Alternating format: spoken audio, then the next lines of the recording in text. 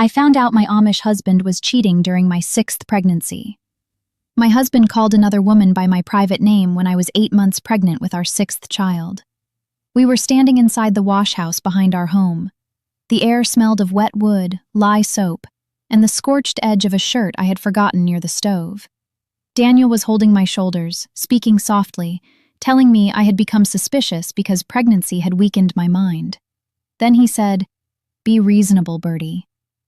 Only one person had ever called me Birdie, Daniel, and until that moment, I believed he had invented the name for me. I was 33 years old, carrying his 6th child, and suddenly I had 3 questions I could not silence. Who else was he calling Birdie?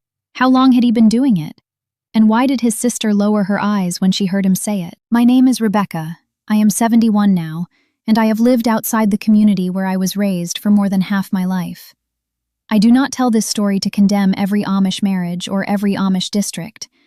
I can speak only of our household, our bishop, and the people who believed silence was the same thing as faithfulness. For many years, I told myself that Daniel's betrayal began during my 6th pregnancy. That was easier than accepting the truth. It had begun much earlier. Daniel and I married when I was 21. He was 27, broad-shouldered, dependable, and careful with words. In our district, people praised a man who did not speak more than necessary. Silence was treated as evidence of steadiness. My father liked him because Daniel owned 12 acres and had already built the frame of a house. My mother liked him because his family had a clean reputation. I liked him because when everyone else spoke about what kind of wife I would become, Daniel sometimes asked what I thought. During our courtship, he called me Rebecca like everyone else. The private name came after our wedding. One morning, a sparrow had become trapped in the woodshed. I cupped it between my palms and carried it outside. Before releasing it, I held it near my chest so it would stop beating its wings against my fingers. Daniel watched me from the doorway. "You are frightened for a bird that will forget you before sundown," he said. "It does not have to remember me." He smiled and touched the back of one finger to my cheek. "My Birdie," he said. That name became something I guarded. He used it only when we were alone, usually when I was frightened or when we had survived something difficult together. When our first daughter, Anna, was born after 2 days of labor, Daniel leaned over the bed and whispered, "You did well, Birdie." When our second child had a fever and we sat awake until dawn, he said, "Rest your eyes, Birdie. I am watching him." When my mother died, he stood beside me near the washing table and said nothing for a long time. Then he placed his hand over mine and used the name again. I believed it meant I was known. That belief kept me loyal long after loyalty became dangerous. By the time I became pregnant with our 6th child, our home was never quiet. Anna was 10, Samuel was 8, Ruth was 6, Elias was 4, and little Miriam had just turned 2. The baby had not been planned. Daniel had been sleeping in the small room beside the workshop more often, claiming he rose too early and did not want to wake me.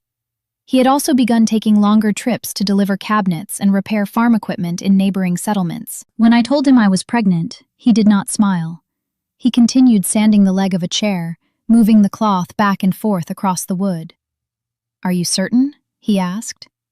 I was standing in the workshop doorway, holding Miriam against my hip. "I have been certain for 2 weeks." He looked toward the yard rather than at me. 6 children require 6 portions. It was not the answer I expected, but I found a way to excuse it. Money had been tight. A roof repair had cost more than expected. One of our horses had gone lame. That is how rationalization works.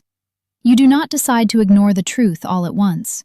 You place a harmless explanation over each troubling moment until the explanations form a wall. Daniel's sister, Leah, lived half a mile away with her husband and 3 daughters. She and I had been close since my marriage. She helped during every birth and brought bread whenever sickness entered our home. Leah was also the first person to warn me. She did it so gently that I almost missed it. I was 5 months pregnant, sitting at her kitchen table while she mended a sleeve. Daniel had been gone for 2 nights delivering a cabinet to a town more than 30 miles away. Leah asked, "Does he still travel through Mill Creek?" "I believe so." Her needle stopped. "Does he ever say where he sleeps?" With the men who order his work. And you know their names? I laughed because her question seemed strangely formal. Daniel does not provide a list every time he leaves.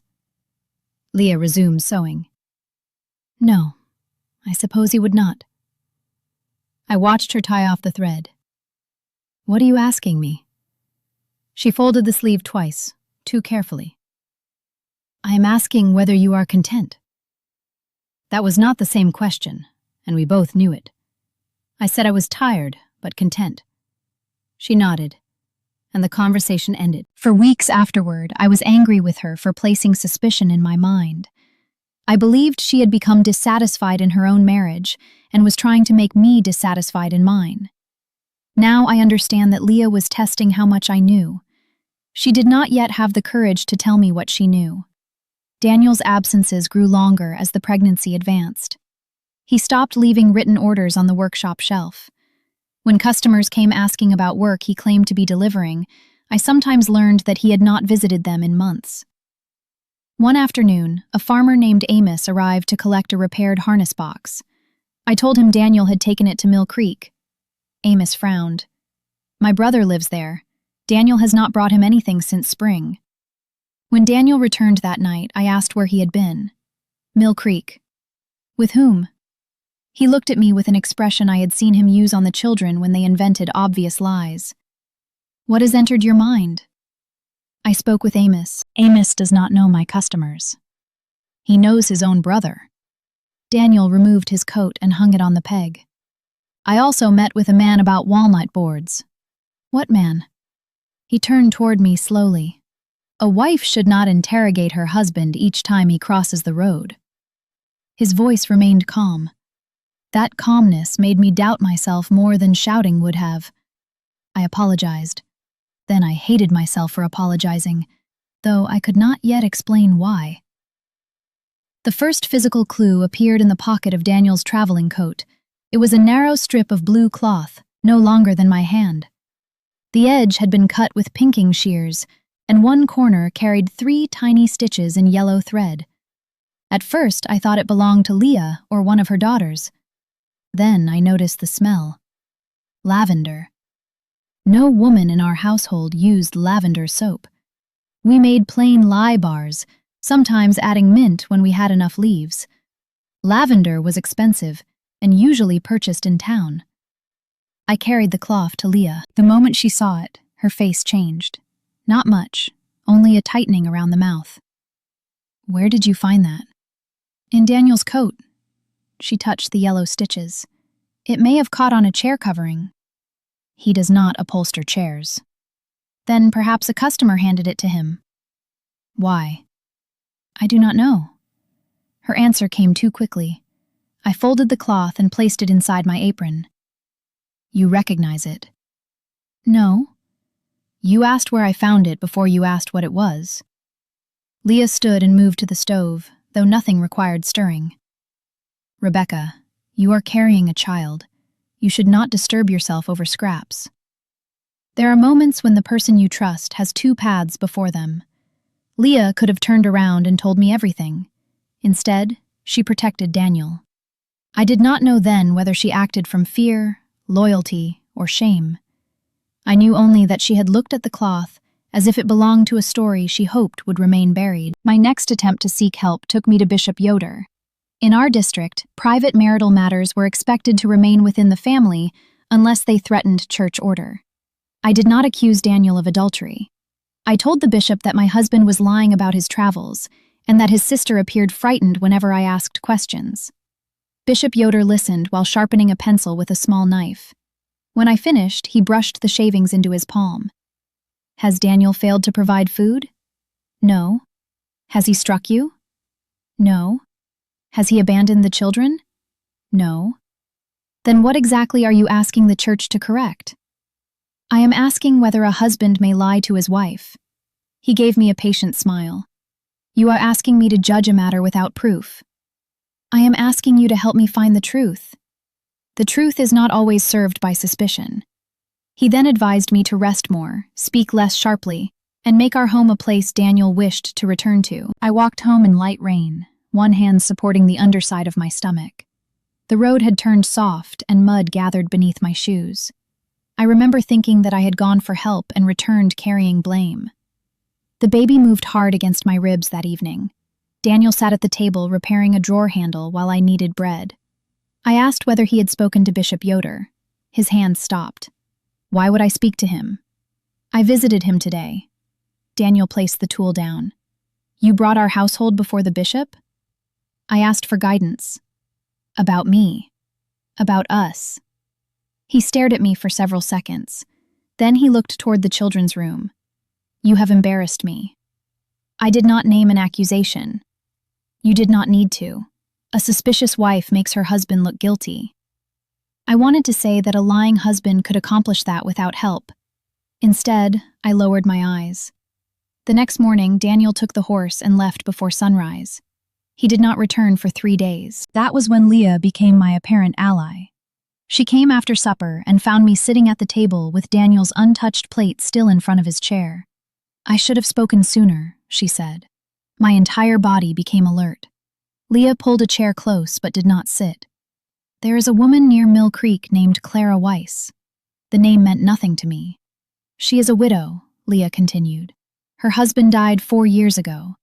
Daniel has done work at her property. What kind of work? Repairs, shelves, a cradle? The last word struck me differently. A cradle? Leah closed her eyes briefly. I do not know whether it was for her. What are you telling me? I am telling you that people have seen him there more often than necessary. People? My husband saw Daniel's horse behind her barn after dark.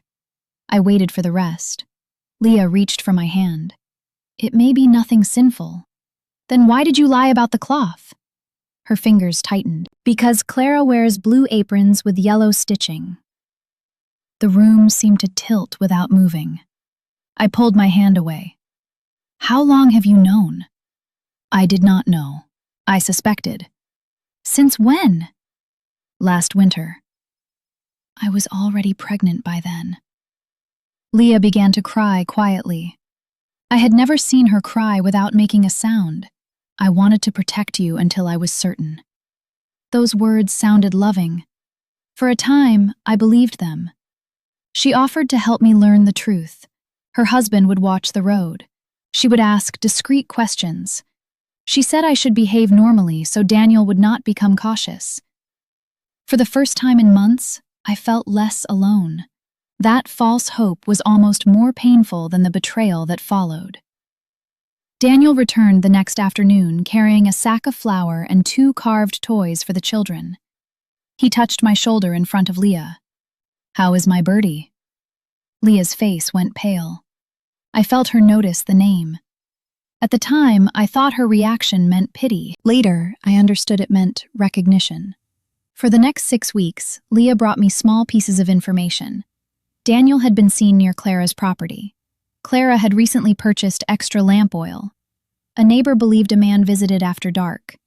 None of it proved adultery, but together the details formed a shape I could no longer ignore. Then Leah gave me the one piece of evidence that appeared to clear him. She arrived one morning holding a folded note. I spoke with Clara, she said. My hands became cold. You went to her? I could not watch you suffer. The note was written in a neat hand. Rebecca, your husband has performed paid work at my home. Nothing improper has occurred between us. I regret that gossip has troubled your household. Clara Weiss. I read it 3 times.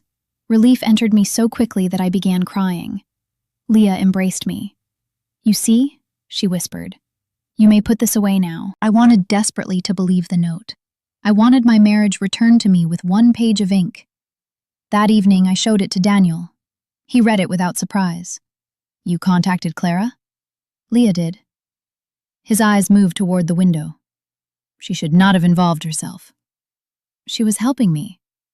Daniel folded the note. Then this is finished. For 2 weeks, he remained home each night. He repaired the garden fence, ate supper with us, and even placed his hand on my stomach when the baby moved. One night, as we lay in bed, he whispered, I have missed you, Birdie. I turned toward him and pressed my forehead against his chest. I believed we had survived something. But peace built on a lie is only silence waiting to break. The midpoint of the story came through my daughter Anna.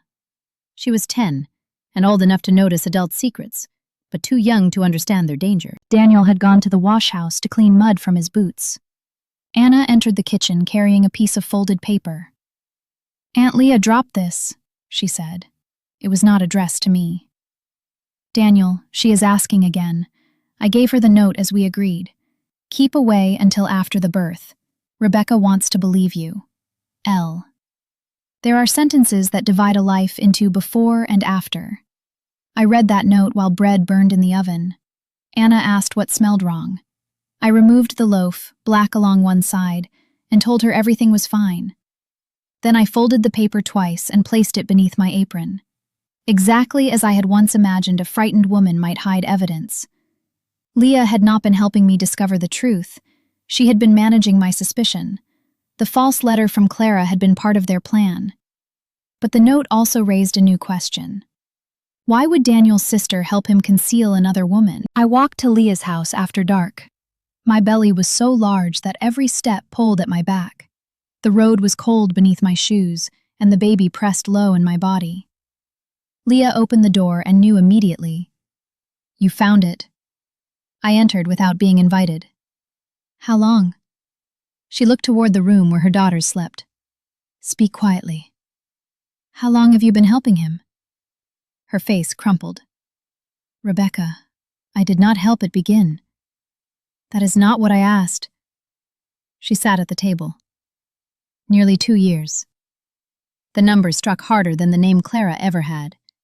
2 years meant Daniel's betrayal had begun before my 5th child was born. I remained standing. "Why?" Leah rubbed both palms over her skirt.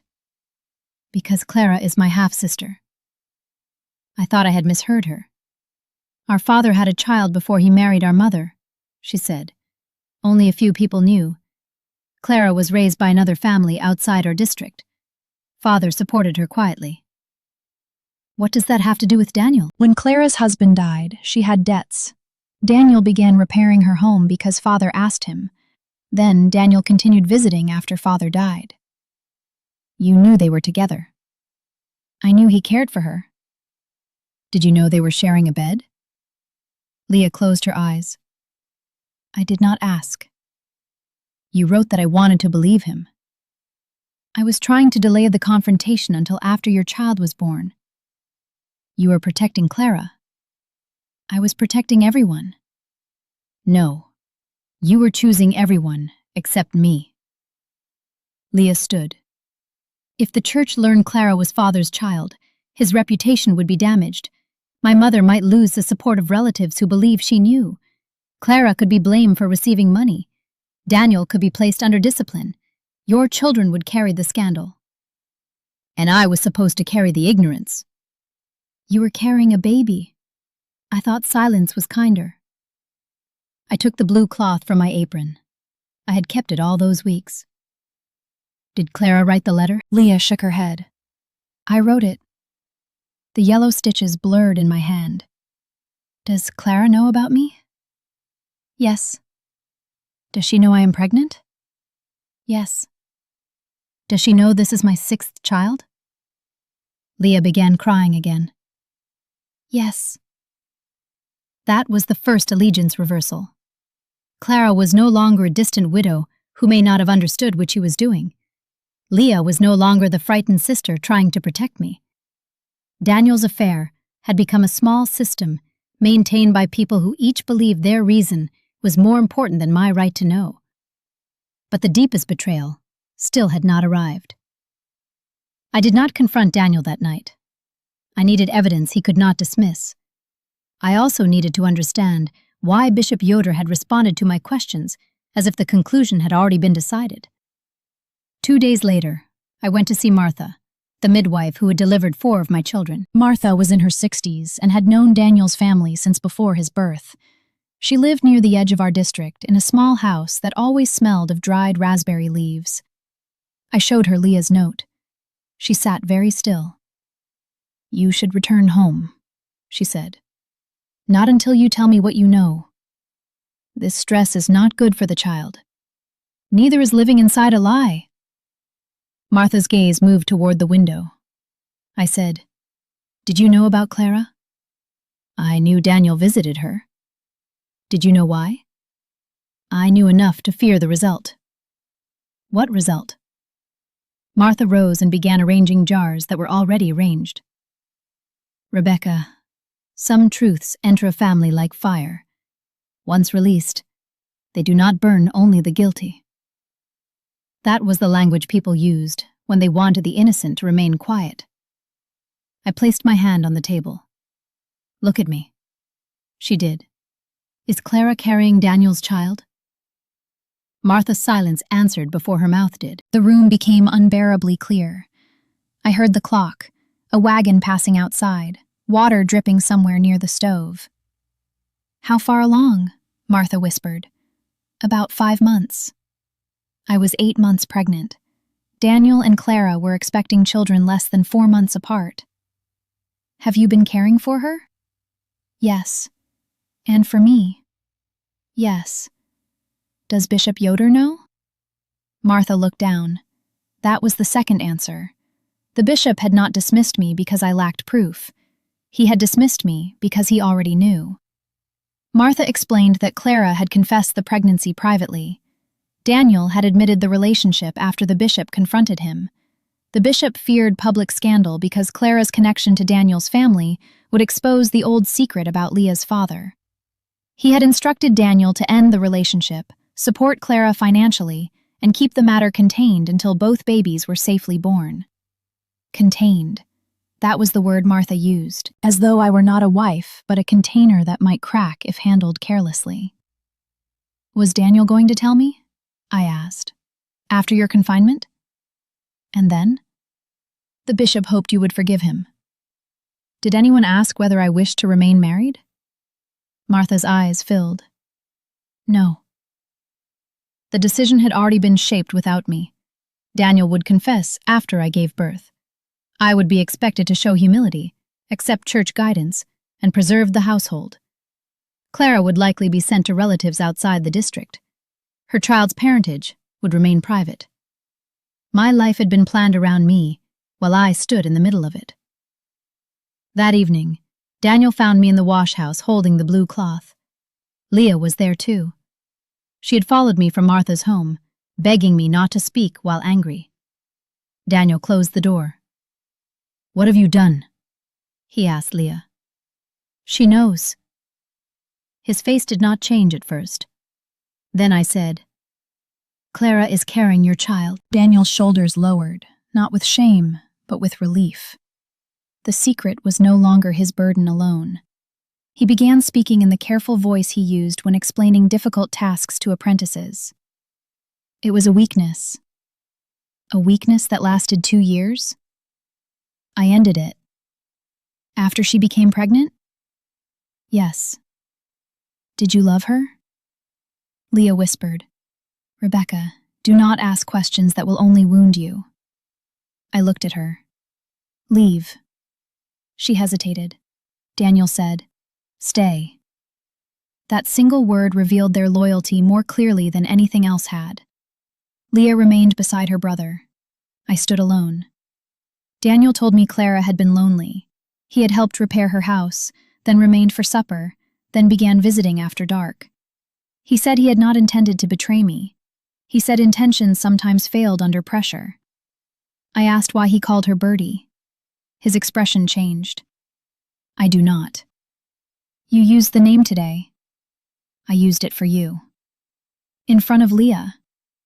He looked toward his sister. Leah's silence became unbearable. I turned to her. "You recognized it." She covered her mouth. Daniel said, "This is foolish." I stepped closer. "Did you call Clara Birdie?" He did not answer. I understood before he admitted it. The private name I believed had grown from one morning in our woodshed had not been private at all. Clara had also loved birds as a girl. Leah had once called her Little Bird. Daniel learned the name through Leah and began using it for Clara before he ever used it for me. He had not created a name for his wife. He had borrowed a name from another woman and placed it over me. That was the moment in the wash house when he touched my shoulders and told me pregnancy had weakened my mind. "Be reasonable, Birdie," he said, and Leah lowered her eyes. I pushed his hands away. What else of mine belonged to her first? Daniel's calm finally broke. "You have 6 children to consider. So do you." The words silenced him. That was the direct truth of the title. I found out my Amish husband was cheating during my 6th pregnancy, but the affair itself was only one part of what I discovered. I learned that his sister had concealed it. The midwife had treated both women while remaining silent. The bishop had planned my forgiveness before I knew I had been betrayed. And the woman carrying Daniel's child had received the same tender name he used to make me feel chosen. The community did not merely hide his adultery. They prepared a place for me inside it. My irreversible choice came 3 nights later. I packed no trunk. A trunk would have been noticed. I placed clothing for the younger children inside flour sacks and wrapped important papers in waxed cloth. Anna helped without asking many questions. She had seen enough to know that silence in our home no longer meant safety. Leah arrived before dawn. She had learned from Daniel that I intended to leave. "You cannot take the children without permission," she said. "Whose permission?" "Daniel's, the bishop's. They did not request mine before arranging my future." Leah stood in the kitchen while the kettle began to whistle. "I was trying to keep your family together. You were keeping his choices together. I feared Clara would be cast out. So you allowed me to remain deceived. She had no husband. I did." Leah flinched. For the first time, I saw something beyond guilt in her face. I saw envy, grief, and a lifetime of protecting a sister she had been forbidden to claim openly. "I could not lose her again," she whispered. I understood then that Leah's betrayal had not begun with Daniel. It began when adults taught her that Clara's existence threatened the family's honor. Leah had spent her life loving her sister in secret. When Daniel's affair created another crisis, Leah chose secrecy because secrecy was the only form of loyalty she had ever been taught. Understanding her motive did not make her decision harmless. "I am sorry for what was done to both of you," I said, "but I will not allow it to be done to my daughters." Leah looked toward Anna. Then she stepped away from the door. That was her one act of protection. She did not help us leave, but she did not stop us. A Mennonite driver named Mr. Heller had agreed to take us to my mother's cousin in another county. Martha arranged it after deciding, too late but not meaninglessly, that protecting my health required helping me escape the pressure surrounding the birth. We left before sunrise. Daniel caught up with us near the end of the lane. He stood in front of the wagon, breathing hard. "You are my wife," he said. "I was your wife while you went to her. The church will require you to return." "The church required my silence before it required your honesty." He looked at the children crowded behind me. "You will destroy their home." I placed my hand over my stomach. "No, I am admitting it was already broken." Daniel moved closer to the wagon. For one moment, I thought he might pull me down. Instead, he lowered his voice. "Birdie, please." The name no longer held me.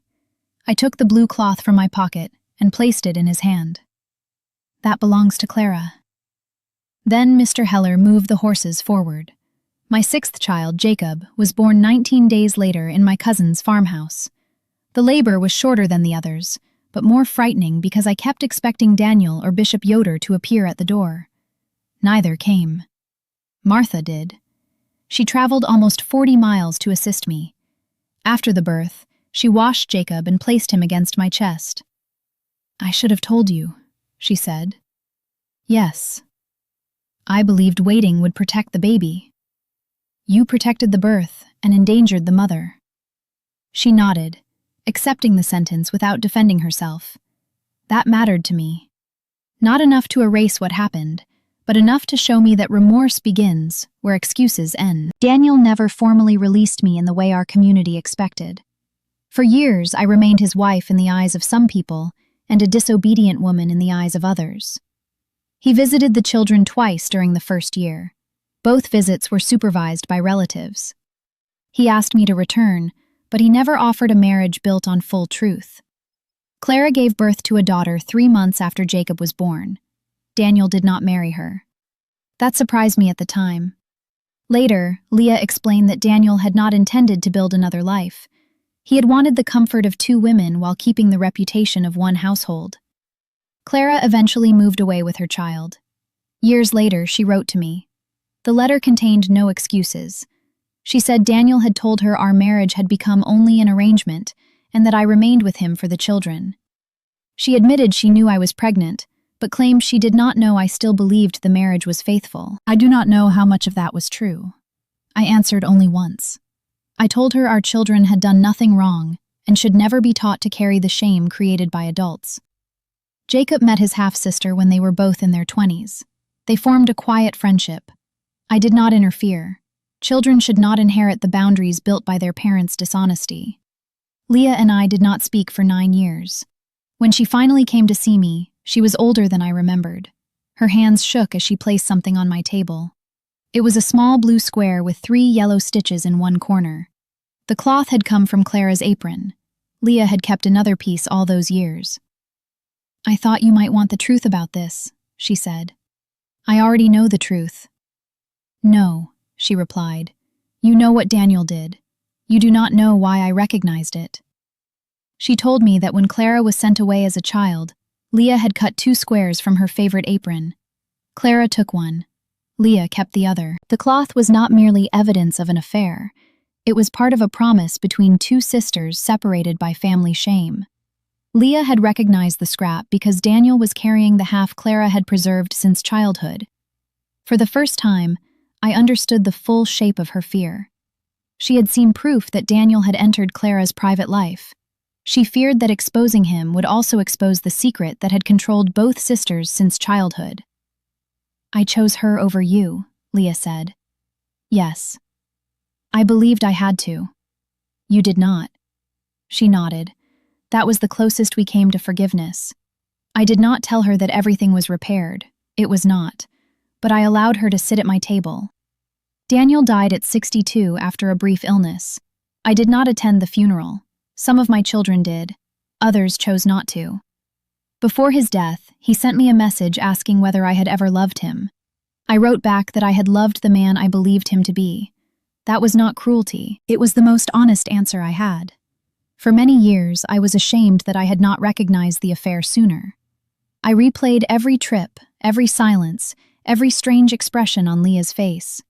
I judged my younger self for accepting explanations that now seemed obvious. Age has made me gentler with her. She was not foolish.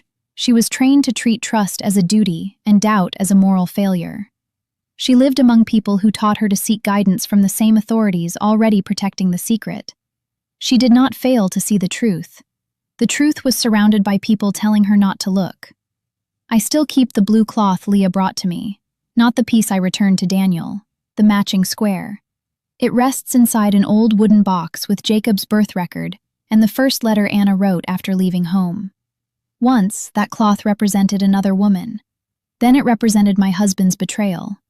Now it reminds me of something larger. A secret can wound more than one person at a time. Leah had been harmed by the silence surrounding Clara, yet she repeated that harm when she chose silence for me. Pain does not always make people honest. Sometimes it teaches them to protect the very system that injured them. I understand why Leah was afraid. I understand why Martha hesitated. I understand why Clara wanted to believe Daniel. I even understand why Bishop Yoder feared scandal more than truth. Understanding is not the same as excusing, and forgiveness, when it comes at all, should never require a person to return to the place where she disappeared. The morning I left Daniel, I believed I was destroying my children's home. Now I know a home is not preserved by keeping everyone beneath the same roof.